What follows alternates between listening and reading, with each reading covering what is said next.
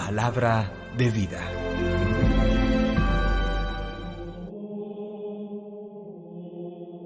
Del primer libro de Samuel, capítulo 15, versículos 16 al 23. En aquellos días Samuel dijo a Saúl: «Déjame que te cuente lo que el Señor me ha dicho esta noche». Contestó Saúl: «Dímelo». Samuel dijo: «Aunque te creías pequeño, eres la cabeza de las tribus de Israel, porque el Señor te ha nombrado rey de Israel. El Señor te envió a esta campaña con orden de exterminar a esos pecadores amalecitas, combatiendo hasta acabar con ellos. ¿Por qué no has obedecido al Señor? ¿Por qué has echado mano a los despojos, haciendo lo que el Señor reprueba?» Saúl replicó: «Pero sí he obedecido al Señor. He hecho la campaña a la que me envió. He traído a Agag, rey de Amalec, y he exterminado a los amalecitas. Si la tropa tomó del botín ovejas y vacas, lo mejor de lo destinado al exterminio, lo hizo para ofrecérselas en sacrificio al Señor tu Dios en Gilgal». Samuel contestó: «¿Quiere el Señor sacrificios y holocaustos, o quiere que obedezcan al Señor? Obedecer vale más que un sacrificio, ser dócil más que grasa de carneros. Pecado de adivinos es la rebeldía, crimen de idolatría es la obstinación. Por haber rechazado al Señor, el Señor te rechaza hoy como rey». Palabra de Dios. Te alabamos, Señor. Salmo 50. Al que sigue buen camino, le haré ver la salvación de Dios. No te reprocho tus sacrificios, pues siempre están tus holocaustos ante mí. Pero no aceptaré un becerro de tu casa, ni un cabrito de tus rebaños. Al que sigue buen camino, le haré ver la salvación de Dios. ¿Por qué recitas mis preceptos y tienes siempre en la boca mi alianza? Tú que detestas mi enseñanza y te echas a la espalda mis mandatos. Al que sigue buen camino, le haré ver la salvación de Dios. ¿Esto haces y me voy a callar? ¿Crees que soy como tú? Te acusaré, te lo echaré en cara.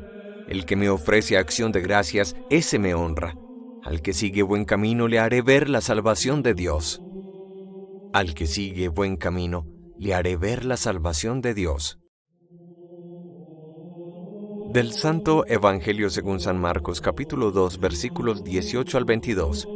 En aquel tiempo los discípulos de Juan y los fariseos estaban de ayuno. Vinieron unos y le preguntaron a Jesús: «Los discípulos de Juan y los discípulos de los fariseos ayunan. ¿Por qué los tuyos no?» Jesús les contestó: ¿Es que pueden ayunar los amigos del novio mientras el novio está con ellos? Mientras tienen al novio con ellos, no pueden ayunar. Llegará un día en que se lleven al novio. Aquel día sí que ayunarán. Nadie le echa un remiendo de paño sin remojar a un manto pasado, porque la pieza tira del manto, lo nuevo de lo viejo, y deja un roto peor. Nadie echa vino nuevo en odres viejos, porque revienta los odres, y se pierden el vino y los odres. A vino nuevo, odres nuevos. Palabra del Señor. Gloria a ti, Señor Jesús.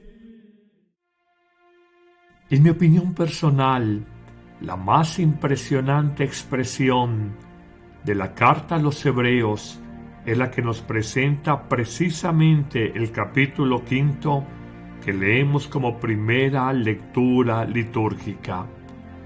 Hablando sobre el sacerdocio supremo de Cristo que viene de Melquisedec, a diferencia del sacerdocio levítico o de la tribu de Leví que venía por tradición familiar, Jesús muestra la superioridad de su sacrificio, de su sacerdocio, de su ofrenda a Dios, pero al mismo tiempo reconoce que los sacerdotes, los del Antiguo Testamento, y podríamos decir que el sacerdocio en tiempos de la Iglesia, estamos llenos de debilidades y tenemos que ofrecer sacrificios, no solamente por el pueblo, sino también por nuestras propias faltas y pecados personales.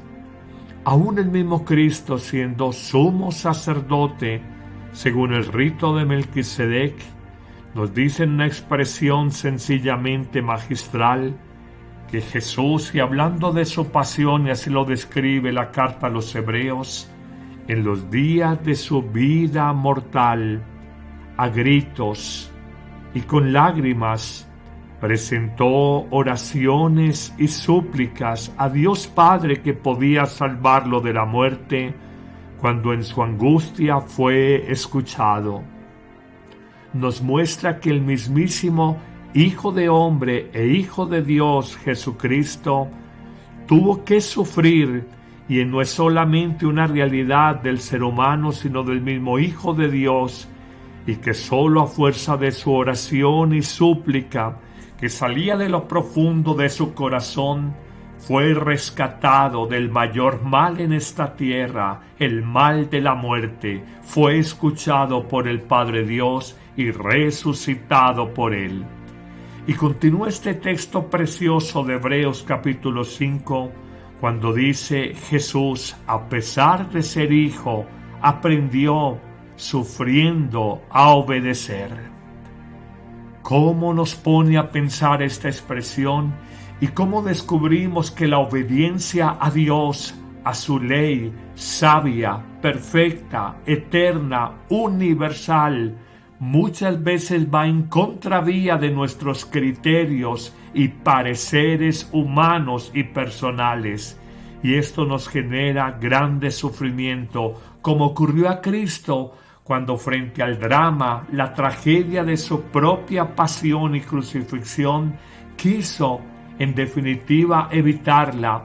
Aparta de mí este cáliz, recordamos en el Evangelio de la Pasión de San Juan, pero al final Jesús en obediencia dice: no se haga mi voluntad sino la tuya. Y concluye este texto de Hebreos capítulo 5 diciendo: y llevado a la consumación, o sea, la obra de la redención, su muerte, Jesús se ha convertido para todos los que le obedecen en autor, en camino de salvación eterna, proclamado por Dios sumo sacerdote según el rito de Melquisedec.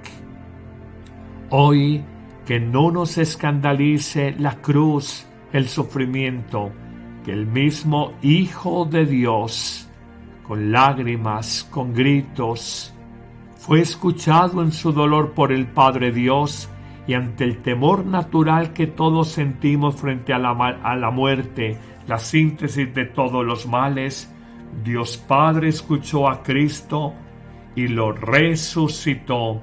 Y así también nosotros, si aprendemos a ser obedientes, aunque suframos en ese camino de obediencia, encontraremos camino de redención y de salvación para nuestra vida. Cristo sacerdote es elegido por Dios.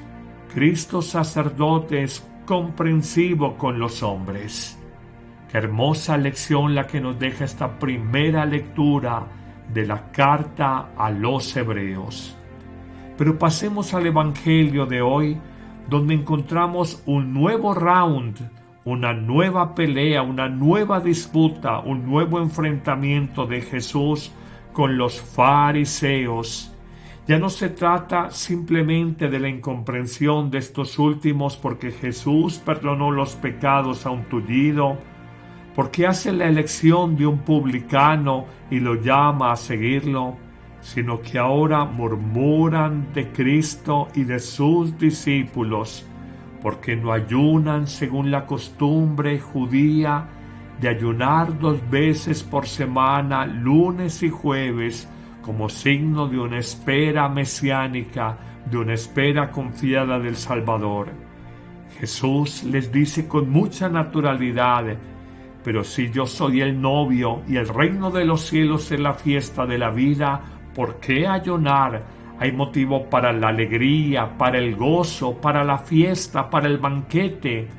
Si yo soy el vino nuevo, si soy la novedad de la vida, ¿por qué tienen que ayunar? es que el cristianismo no se puede ver simplemente como ascetismo, solamente como sacrificio, solamente como tragedia, porque se vuelve entonces una religión dolorista y triste.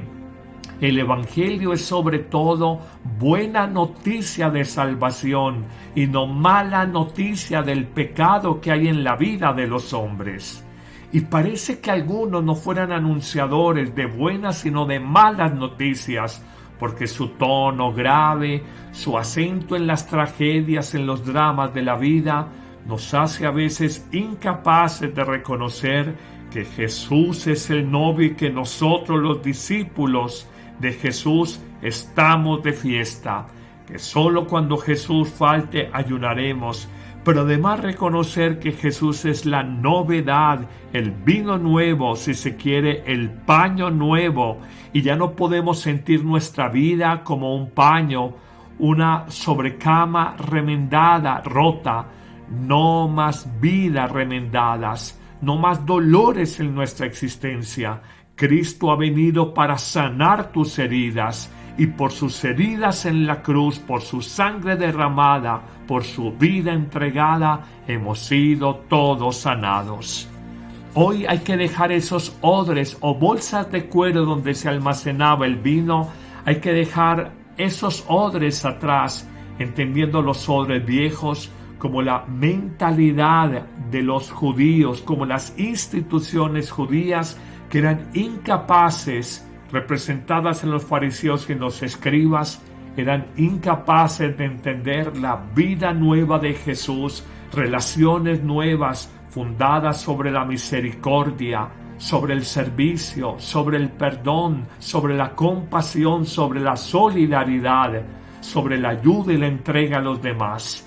Atrás quiere dejar Jesús esa mentalidad judía, esos odres viejos, esos paños de tela viejos, significados en creer que ser religioso es ser legalista, caer en el cumplimiento de leyes, de ritualidades religiosas.